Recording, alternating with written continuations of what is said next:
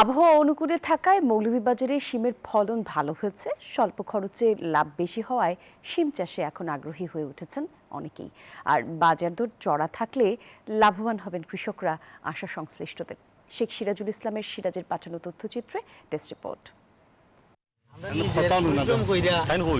চারদিকে ছড়িয়ে ছিটিয়ে থাকা সবুজ লতাপাতা আর সাদার মিশেলে গোলাপি রঙের ফুলের সমারোহ, শত শত শিম গাছ, গাছে গাছে ঝুলছে শিম।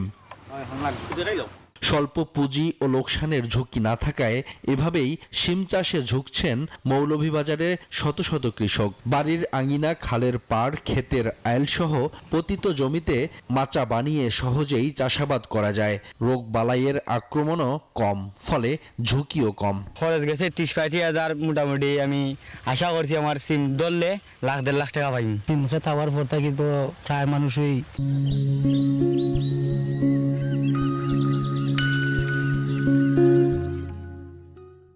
এখন কিছু কইরা খাইতে পারে, খামখাজ কইরা খাইতে পারে। কয়েক বছর ধরে এ জেলায় শীতকালীন সবজির আবাদ বৃদ্ধি পেয়েছে, তবে সরকারি সুযোগ সুবিধা থেকে বঞ্চিত এ জেলার কৃষক। সরকারি কোনো উদ্যোগ আমরা পাই না। এই হলো ওষুধ টাকা ৩ দিন ২ দিন আড়াআড়ি আমরা বানানো লাগে। আমরা গরিব বাঁচতাম কিভাবে? আমরা নিজের পরিশ্রম অথবা সুদ ভরিয়া, ঋণ ভরিয়া বা ব্যাংক থেকে কিস্তি মিস্তি তুললে এনে আমরা এগুলো করি। আমরা এর মধ্যে সরকারিভাবে কোনো অনুদান আমরা সবজির মানে আমরা পাইছি না। তবে অসহযোগিতার কথা অস্বীকার করে এই কৃষি কর্মকর্তা জানান, নিয়মিত পরামর্শ দেয়া হচ্ছে। সম্প্রসারণ অধিদপ্তর কৃষকদের সেবা দিতে আমরা বাধ্য। তো তারপর কোনো কৃষক বলতে পারে যে তারা ঠিকমতো সেবা পাচ্ছে না, কৃষকদেরকে বলবো তারা যেন নিজ থেকে ওনাদের সাথে যোগাযোগ করে, যেহেতু আমাদের জনবলেরও ঘাটতি আছে।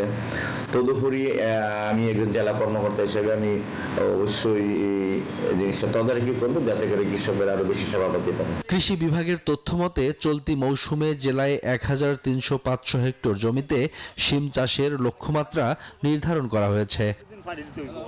Desk report, news 24।